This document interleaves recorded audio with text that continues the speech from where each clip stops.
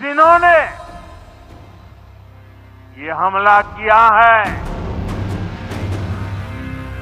उन आतंकियों को उनकी कल्पना से भी बड़ी सजा मिलेगी। पहलगाम में हुए दर्दनाक आतंकी हमले का भारत ने सख्त और साफ जवाब दिया है। अब आतंक को चुपचाप सहने का समय नहीं है। भारत ने पाकिस्तान को दिखा दिया है कि हर हमले का जवाब अब एक एक्शन से मिलेगा। मंगलवार को जम्मू कश्मीर के पहलगाम में आतंकियों ने 28 बेकसूर लोगों को मार डाला, जिनमें आप और हम जैसे टूरिस्ट सिविलियंस थे। इस हमले के बाद प्रधानमंत्री नरेंद्र मोदी ने अपनी विदेश यात्रा बीच में छोड़ी और बुधवार सुबह देश लौट आए। उन्हें CCS यानी कैबिनेट कमेटी ऑन सिक्योरिटी की बैठक बुलाई।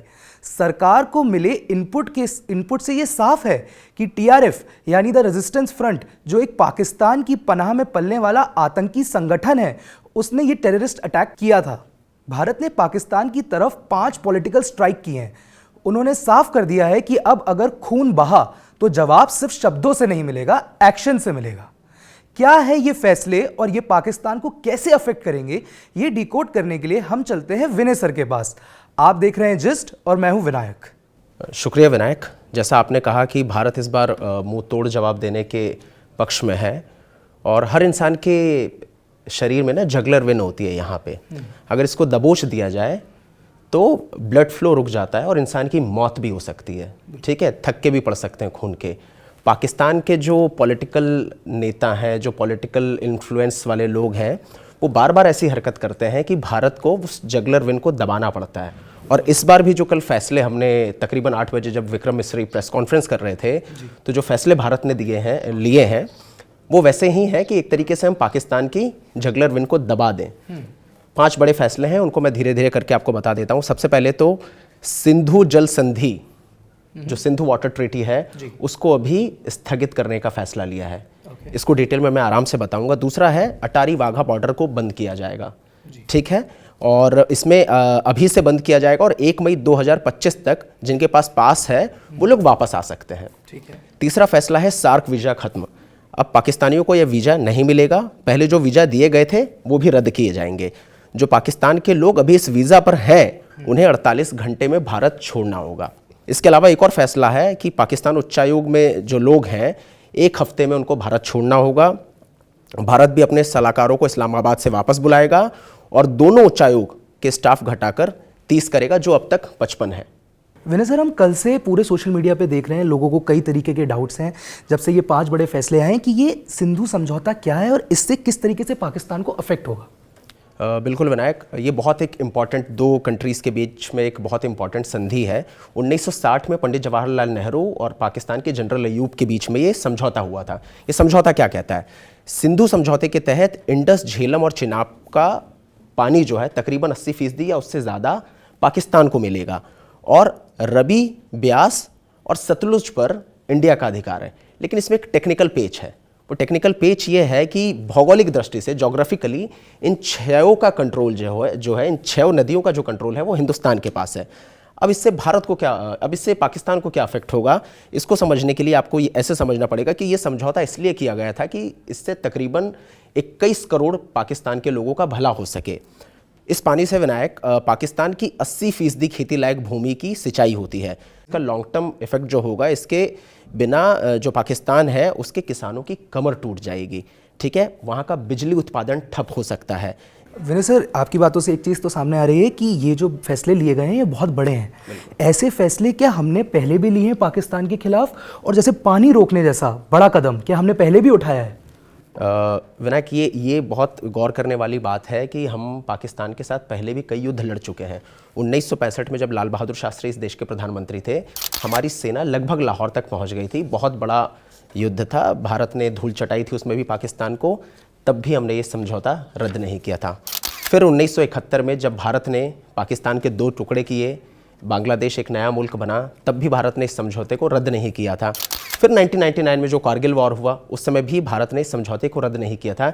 ये पहली दफ़ा है 1960 के बाद जब भारत ने इस समझौते को स्थगित किया है। और आपको एक पीएम मोदी का बयान मैं याद दिलाना चाहूँगा, जब पीएम मोदी ने कहा था कि खून और पानी साथ साथ नहीं बह सकता, तब भी बहुत लोगों ने कयास लगाया था कि शायद भारत सिंधु समझौता तोड़ दे या स्थगित कर दे, लेकिन उस समय भी नहीं किया था। ये पहली दफ़ा है जब भारत ने सिंधु समझौते को स्थगित किया है।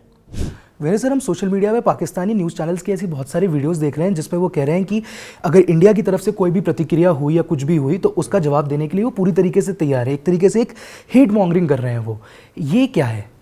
विनायक, जब भी ऐसा कुछ होता है तो आपने देखा है कि पाकिस्तान के पुराने जर्नैल, वहाँ के टेलीविज़न पत्रकार इस बात में लग जाते हैं कि उनकी आर्मी ही सबसे बड़ी आर्मी है। ठीक है, बट ये हकीकत नहीं है। हर जगह आपने भी ट्वीट्स देखे होंगे कि पाकिस्तानी आर्मी जो है भारत का मुंह तोड़ जवाब देगी, दुनिया की सबसे बड़ी आर्मी है। बट सच ये नहीं है। सच क्या है, ये डेटा के मुताबिक मैं आपको बताने की कोशिश करता हूँ। सबसे पहले तो आपको ये समझना होगा कि भारत की आर्मी साइज़ में विश्व की दूसरे नंबर की सबसे बड़ी आर्मी है। ठीक है, और ओवरऑल अगर इंडियन आर्मी और इंडियन सिक्योरिटी फोर्सेस के रैंक की बात की जाए तो वो चौथी है और पाकिस्तान की 12वीं है। अब मैं आपको कुछ आंकड़े ऐसे बताता हूँ जो पाकिस्तान में जो लोग हेट मॉन्गरिंग कर रहे हैं और कह रहे हैं कि पाकिस्तान की आर्मी सबसे मजबूत है, जो उनके इस मिथ को तोड़ेगी और हमारे व्यूवर्स को भी पता चलेगा कि भारतीय आर्मी और भारत की जो सेनाएं हैं वो कई ज़्यादा ताकतवर हैं पाकिस्तान के मुकाबले। मैं आपको कुछ आंकड़े बताता हूँ। अभी इंडियन आर्मी के जो एक्टिव पर्सनल की संख्या है वो है 1.44 मिलियन और पाकिस्तान की आर्मी की संख्या है 6,54,000। दूसरा, रिजर्व फोर्सेस की बात करें तो 1.15 मिलियन भारत की है और पाकिस्तान के अभी इसमें जो है टेक्निकल आंकड़े हैं नहीं, लेकिन वो इससे कम है। अगर पैरामिलिट्री की बात करें तो भारत के पास 2.5 मिलियन प्लस पैरामिलिट्री फोर्सेस के जवान हैं और पाकिस्तान के पास सिर्फ 5 लाख हैं। टैंक्स की बात करें 4500 प्लस टैंक्स हैं हिंदुस्तान की आर्मी के पास, पाकिस्तान के पास 3742 टैंक हैं। आर्टिलरी की अगर बात करें तो पिनाका, MLRS और आधुनिक होवित्जर जैसे हथियार है भारत के पास में, जबकि उनके पास स्वचालित 752 हैं और 692 रॉकेट लॉन्चर हैं। अब अगर एयरफोर्स की हम बात करें तो कुल विमान की संख्या भारत पे 2229 है, वहीं पाकिस्तान पे सिर्फ 1434। यहाँ भी तकरीबन 800 का फासला है। अगर हम इसमें लड़ाकू विमान की बात करें तो भारत के पास 600 से ज़्यादा लड़ाकू विमान है, जिसमें राफेल और सुखोई जैसे विमान हैं। पाकिस्तान के पास सिर्फ 387 हैं। अगर अब नौसेना की बात हम करें तो भारत के पास में 1,42,251 जवान हैं और पाकिस्तान के पास 30,000 प्लस। ठीक है, तो इससे भी आप अंतर समझ सकते हैं, दो गुने से ज़्यादा का अंतर है। भारत के पास 150 वॉरशिप्स हैं, पाकिस्तान के पास 114 वॉरशिप है। एयरक्राफ्ट करियर्स की बात करें तो भारत के पास 2 हैं, एक INS विक्रमादित्य, INS विराट। पाकिस्तान के पास अभी तक कोई एयरक्राफ्ट करियर नहीं है। विनय सर, आज मोदी जी बिहार पहुंचे और वहां पे एक कार्यक्रम में उनने उन आतंकवादियों को एक बहुत ही ज़बरदस्त जवाब दिया है, वो क्या है?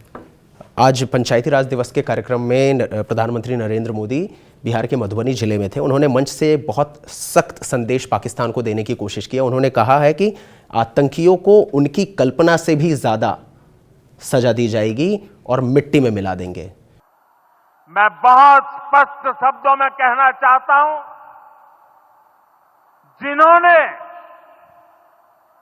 ये हमला किया है उन आतंकियों को और इस हमले की साजिश रचने वालों को